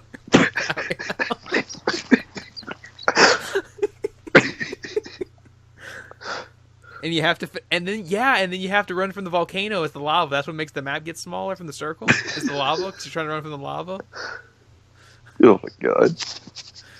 Oh, that Jurassic World tie-in, man. Jurassic World is everywhere right now. Yeah, they are advertising that movie. Everywhere, in car insurance, in TV, in your freaking Dairy Queen, in everything. Everything, man. And, it was making it sound like Jurassic World was coming out today, but it's not until this coming week. If you somehow don't know when Jurassic World is coming out, then you haven't really been outside, have you? Or even watching TV or whatever. Well, it's good that they're putting the marketing push for it. Spend another $200 million in marketing push. This is crazy. Yeah. But anyway, pushing on, other things that were announced at the Sony event. They showed the first gameplay of Ghost of Tsushima. Yeah, looks freaking cool. New Sucker Punch game, open world, Japan game, plays a samurai going on these missions and riding horses and 4K HDR lighting and leaves. The leaves moving around your feet. We don't need water effects. We got leaf effects for this one. and Witcher 3-esque style of a world. See, I wouldn't compare this one to Witcher 3. Yeah. Because this one has more like the climbing and stealth and stuff, which you couldn't do in Witcher 3. Like, there's no climbing mechanics in Witcher 3. Oh. At least Death Stranding's got climbing. Death Stranding does have a lot of climbing. But anyway, but still, just talking about Ghost Tsushima for a second. Sucker Punch is looking really cool. For Last of Us Part 2, we didn't get any release date window or anything. It was just video. Nope. Ghost Tsushima, I don't think they said 2019 or anything. I think they just showed it. I don't think there was no release window either.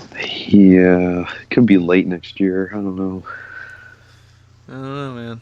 But yeah, it's looking really cool. We're getting a lot of samurai games too now. For Honor.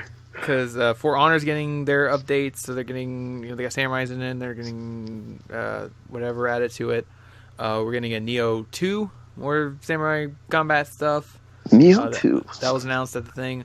From Software's new games being published by Activision. It's going to be Shadows Die Twice, another samurai game, but that'll be more quicker, jumping kind of gameplay.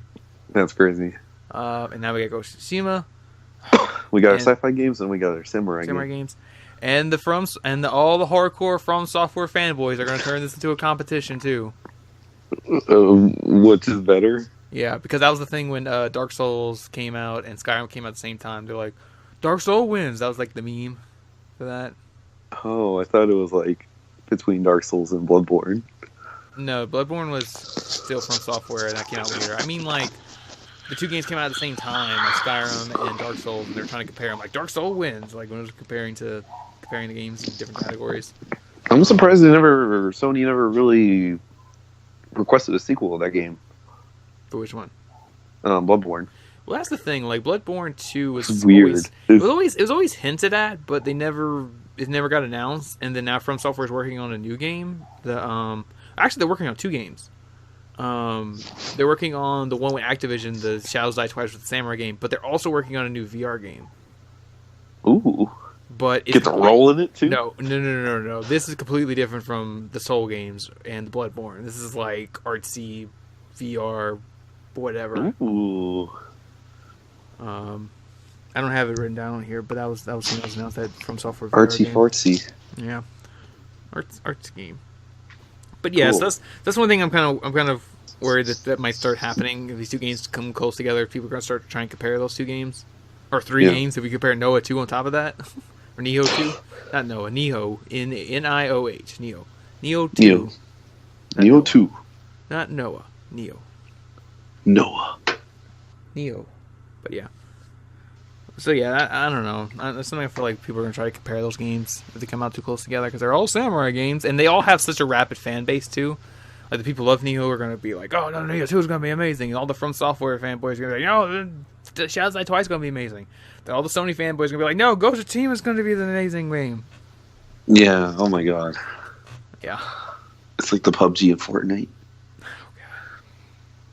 Which samurai game is for you? They're gonna have to break this down.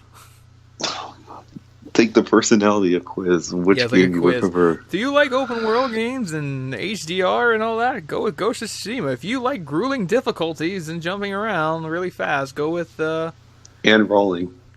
Go with Shadows Die Twice. If you like Other, go with Neo 2. Oh my god. Other. Those are the kind of articles you should be pitching the idea in. Yeah, how to decide which samurai game is for you. How to decide which Battle Royale game is for you. That'd be a good one. Oh, my lord. If you don't want to pay any money, then, well, PUBG's not for you, because you got to pay $30 to play PUBG. Unless you want to strictly play on mobile. Oh, God. Or on PC. On PC. It's free on PC? I don't know. I don't play on PC. Maybe. I don't know. But, anyway. Yes, no, maybe so. Maybe so. But anyway. Sony also did announce a couple other games that weren't part of the Big Four, like they were saying. Oh, really? Yeah, a couple of little things announced in between. Like they announced the new Remedy game. Yeah, that game looked really cool. Yeah, Control is the new game from the Remedy, the developer of Max Payne's 1 and 2, and Alan Wake and Quantum Break. And that was kind of the funny thing is that this is Remedy's first PlayStation game in like years, and it was announced at the Sony event. Even though it is going to be on Xbox and PS4. But the funny thing is, like, when this trailer was playing, I'm like, wait, is this Quantum Break 2? Like, what? Like, what's going on here? Because it looks a lot like Quantum Break. Yeah, it sure does. Because you are looking, it looks like there's some type of time manipulation while enemies are shooting at you, but then there's extra, like, jumping around, flight or something, floating on top of it, or whatever. Mm-hmm. But it does look really cool. And Remedy is, I mean, I've only played their first two. I played Max Payne 1 and 2. I really liked those, but I never got to play Alan Wake or Quantum Break. Although I really wanted to. Those games did interest me. Mm-hmm. I just never got around to playing those. And I don't know if Quantum Break's ever going to be on Game Pass. But maybe it'll just be really cheap one day, and I'll have the time to install 100 gigs of that game. Same thing with Alan Wake. I know it's Game Pass, not Game Pass. It's backwards compatible. It's a 360 game. So maybe one day it'll be on Game Pass. You never know. Maybe. They're kind of putting a lot of old games to on Game Pass lately, so that's good. So maybe we'll get that soon. But it looks really neat. Another thing. This was another one that it wasn't necessarily a surprise, but it did surprise me how excited I got from it. Oh, really? Was the Resident Evil 2 remake. Yeah, with the rat. The rat, first-person rat. That would have been, like, Resident Evil 2 should have just been a VR experience of being a rat. Of being a rat. A rat simulator. Yeah, that would piss the fans off so much that the Resident Evil 2 remake is just all of Resident Evil 2 just from the perspective of a rat. I would have thought that would have been really cool, but... I mean, maybe it'll be like a place exclusive VR mode where you play as the rat or whatever for a mission or something. I don't know. Because they did have the VR for Resident Evil 7, so. But yeah, I mean, we knew the Resident Evil 2 remake was happening. We just haven't got an update on it in a very long time. Yeah, and now it's happening. But now it's happening, and it looks really good from the trailer. To kind of go back and play the good Resident Evil 2, but playing with new graphics and from a Resident Evil 4-esque control scheme over the shoulder. Yeah, it looks so cool. Makes you wonder if they're ever going to remake Resident Evil 4 one day. Oh my god. I mean, it's already been re-released how many times? What if they remake it? It's going to be like the Final Fantasy VII remake of Resident Evil. I mean, the problem with Resident Evil 4 is that they don't need to change a damn thing about it other than just put it on the new shiny engine to make it look nice, but like they don't need to change anything gameplay-wise for that game. Nothing else. Speaking of that, when are we getting Resident Evil 4 for Switch? That's not the thing yet. It's got to happen soon. One day. It's going to happen. Resident Evil 4 has got to come to Switch eventually. I didn't really think that you would want Resident Evil 4 on the Switch. Why wouldn't I? It's Resident Evil 4 portable, because I'm not getting it on Vita. Vita's like the one platform you can't play Resident Evil 4 on. Yeah, odds are you're not going to get a Vita port. Oh, that was the thing at the Bethesda thing. I wish I was at the Bethesda thing, because when Todd Howard came on stage and he was like, there was two situations where I could have done it. The one when he was announcing Fallout Shelter, he's like, Fallout Shelter's coming to PS4, and the guy hollered, Switch, and then Todd hollers like, just because that guy said Switch, it's coming to Switch. I would have hollered Vita, and he probably would have just... Vita. And then he would have just looked at me like, what the fuck, and just kept walking the other way. This is what... You had the chance to go to E3, but you blew it. I blew it, man, I blew it. But I don't know if those E3 tickets get you into the press events. Oh, like probably not. I mean, you could probably get in if you like wait in line all day, and they might let a couple people in, you know. Or you just feel bad for you. Yeah, but like, yeah, I would have had to holler out Switch, like, and then they would just look at me like, "Damn it, no, it's not coming to Switch." Fallout Shelter. Same thing with Skyrim. He was like, "Oh, we put Skyrim on every platform," and I had to holler out Switch, Vita. No, oh god, Skyrim's not on Vita. Yeah. You skipped one. You skipped the platform for Skyrim. Oh my god. Remember that Elder Scrolls game was made for PSP? I remember. Oh, I remember it too. But yeah. But anyway. Yeah, Resident Evil 2 Remake looks really cool. I'm really excited for this. It's coming January 25th, 2019. 4 days before Kingdom Hearts 3. Oh, really? Yeah. Oh, and the Resident Evil remake will cost a full $60 apparently. Oh, well. Because they put a lot of work into this, so you're going to pay the whole price for it. All right. And I'm like, alrighty then, I guess. We're just accepting it. We're just accepting. Accept this, whatever. Sure, Capcom. All right. It better be good though. You better not screw this up because this does look really good so far. I mean, they've done good. Yeah, they've done good lately. I just, I want to play this. Hope it's good. Gotta give props to Capcom though for coming back a bit.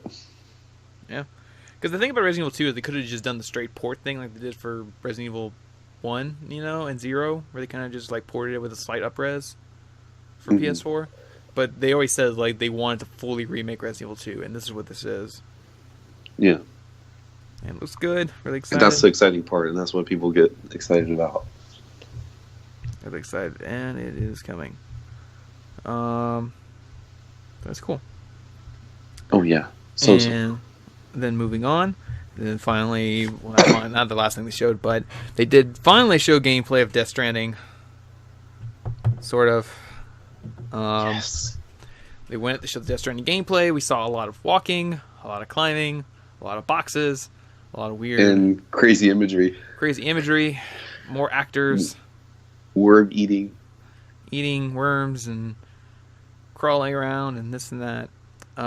Still have no idea what the hell's going on story-wise. Still don't know what you fully do in the game other than walking and flashing your little thingy at ghosts and baby batteries and whatever. But Kojima did an interview talking about that there is combat in the game. Just saying that there's combat in the game, but the combat is optional because we did see a shot in the game where the guy pull out a gun. He pulled out a gun over. He looked like he was looking at a base or something. And he pulled out a gun, but then it kind of cut away from that. Mm-hmm. Hideo Kojima did clarify saying that there is combat in the game, but it's optional, saying that the game is mostly to encourage, exploration of the character. Which, speaking of character, they said the player character is not optional. You do play as Sam, Norman Reedus, the whole time as the main character that the player controls. Which is weird because we did see other characters look like they were being controlled in the game, so I don't know what's going on there. I don't know what's going on either. It could be Sam wearing a disguise or something. I don't know. Maybe, or maybe that's part of the multiplayer where they're like because they could possibly do the Peace Walker thing where like the way Peace Walker worked when you play online with people was that no matter what, you are Snake and you just view the other players as random soldiers. Yeah, to differentiate yourself. Yeah, like when I'm playing on my PSP, I am Snake, and when I see player 2, he looks like a soldier to me. But if I look at player 2's PSP, he is Snake, and he's looking at me as a normal soldier. Oh. You know what I mean? So they could maybe do that thing where everybody thinks they're Norman Reedus, but they're not. Like they're like player 2 will see him as someone else, Mm-hmm. And everyone thinks they're Norman Reedus. Because isn't that what everybody wants? Everybody wants to be Norman Reedus. Everybody does. Duh. Are you kidding me? But yeah, because they did say that a while back there would be some multiplayer component to the game, so maybe that's where it is. That's my theory, is that Death Stranding is a battle royale game. That's what it is, man. Oh my god. It's a hardcore battle royale game. You walk around, you're crawling and stuff. You find these boxes that you can load up with your weapons and stuff, but you have to literally carry them on your back and drag them around with you. Mm-hmm. I mean, the game's called Death Stranding. You're trying to steer away from death or whatever. Not trying to die. I'm not trying to die out here. It's like, babies are health. That's your med package, is that baby? I found a med package, is that baby? Oh my god, please. This is too funny. Yeah, Death Stranding is going to be the weirdest battle royale game. Of all time. Ever. And then, we're already at 1 hour, 49 minutes. Oh, geez. But we have a lot to talk about. It's E3. But we got one more big thing to talk about. Just one more thing. And finally, PlayStation ended their show with more Spider-Man gameplay. Oh, yeah, Spider-Man. Marvel Gosh, Spider-Man, looks so is cool. being called. We saw more gameplay. We saw a lot more villains. Oh, yeah, we saw the villains. Lots more villains, a lot of classic villains being introduced. We got another character with tease at the end that we didn't get to see. Oh, I know. The whole, who is that? Or what does Spider-Man say? You. Why are you here? Something like that. Iron Man. The classic E3 tease. Why are you here? And then they don't show it, Yeah, you have to wait till to buy the whole game. Oh, you gotta pull a Justice League where it's not even in the thing. Okay. Oh yeah, he's like where Alfred's they said you'd come. Yeah, Alfred's they said you would come, and then that scene's not, they did that whole tease at the end of like the Comic-Con trailer, and then that's not even in the movie. That was so stupid. That was not even in the movie. Like, what the God freaking God. You tease us, and then there's no conclusion to that at the end. They said they said you come, and then it had that green like kind of tint, and you thought it was Green Lantern, and then it's like it's not. It's nobody. It's nobody. He's not in the movie. Because Joss Whedon cut him out. That's why. Yeah. But yeah, we got the little tease. It's looking good, and then we know when this game's coming out. It's coming out in September. Yeah, it's looking good. We saw a lot of gameplay. Oh yeah, we're so gonna be all over this. I'm probably gonna have a Spider-Man spoiler. Still don't even know what Peter Parker looks like. Yeah, he probably looks funny. That's why. Well, no, it's weird because like Insomniac did say you get to play as Peter Parker, and like it is a big component of the game. But like we've seen none of that so far, so we don't even know what Peter Parker looks like. I thought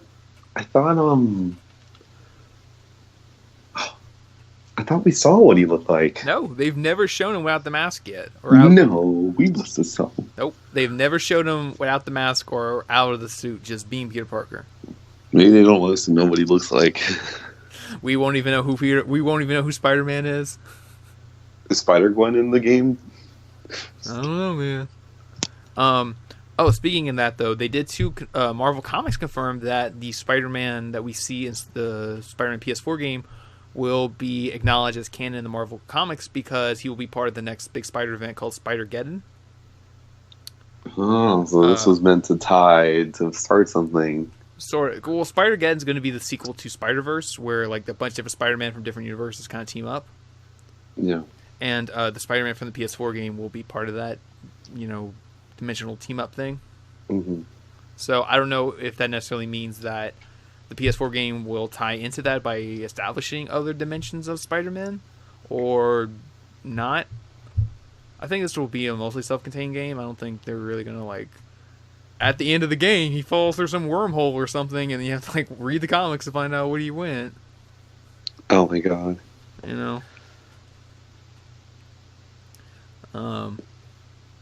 We'll see, man. The game's coming soon. Very soon. I cannot wait. We are going to spoilcast this game. Spoilcast Spider-Man. Peter Parker is Spider-Man. What? Uncle Ben died. Well, they said this is not. They stressed it too. This is not an origin story. He is like 8 years into his career. 8 years, kind of like Batman. Yeah, like Batman. In Arkham Asylum. Yeah. Well, wait a minute. In Arkham Asylum, he was Batman for only like a year or so. No, in Blackgate Origins, he was 2 years into being Batman. Okay. Oh my god, I would have gotten torn up by somebody that would have told me, "You idiot, there was freaking Batman Arkham Origins." But like in Arkham Origins, like it was a big thing. Like Origins, it's a young Batman. He's only 2 years in, but yet he still knew all of his villains. Same stuff. Like it's still the same stuff. And he still knew all of his villains. There was only one villain he met for the first time in that game, and it's kind of it's a spoiler. Who cares? The game's been out for like what, 4 years? It's the one that hasn't been done in HD. Or redone for PS4. Even though people are really coming back around to that game, like people are really like now retroactively appreciating that game. It's the Fallout New Vegas situation. Yeah, it was. Well, not that Fallout New Vegas was trashed at first. It just wasn't fully appreciated. Awesome boss fights. I mean, the fight you have with Deathstroke makes the one in Arkham Knight look like a joke. So, Yeah, you told me about it. Well, it's still like even if you never played Arkham Origins, you still know that a Deathstroke boss fight in Knight was a joke. It was just so video gamey. With like, I'm going to bow you in my tank. So stupid. You go through all those side missions to finally fight Deathstroke, and he just fights you in a tank. Rocksteady. They weren't at E3 either. They weren't at E3 either, man. I really want to know what the hell Rocksteady's working on. It's ridiculous. It's been like how many years now? It's been 3 years since and they Arkham responded Knight. to it saying, "Well, we're just not ready to show you guys." And I'm just like, It's probably simply not ready. That's just it. that's what they said. No, they said that. They said that. They announced. They talked about it, like why they weren't at A3, because they said we're just not ready to show what we have. I believe it. I mean, I'm fine with it. I mean, we already have a lot on our plate. So, but yeah, I mean, yeah, just simply they're just not ready. I mean, yeah, sure. I mean, why? I mean, unless you're going to do the Cyberpunk thing, I guess, and show a really neat trailer and just have it behind closed doors, I guess. I don't know. No. But they're probably not even ready to announce the game. They're not. Yeah, because probably the game's far off. Far off, like man. the next freaking Rocksteady game, you're not going to play till like 2020. It's an open universe Superman game where you can fly to other planets. You can be on Earth, but you can fly to other planets, like, you know. All right, you need to slow down. And we're targeting next-gen consoles for this project because it's so ambitious. But it's, you know, travel between planets and stuff as Superman. Well, I feel like the ironic part about all this is that I feel like Rocksteady's next project should maybe be like a step down in terms of ambition, because I felt like Arkham Knight was just a little too much. They were trying to do so much, but I feel like whatever the next game should be should, like, you know, tone it and put it in more realistic terms. They're going to come out. We're going to do Arkham Racer. You get to play as all your favorite Arkham characters with their own unique cars to go in racing and combat. Deathstroke gets a tank. Batman gets a tank. The Riddler gets a tank car. Joker gets a tank car.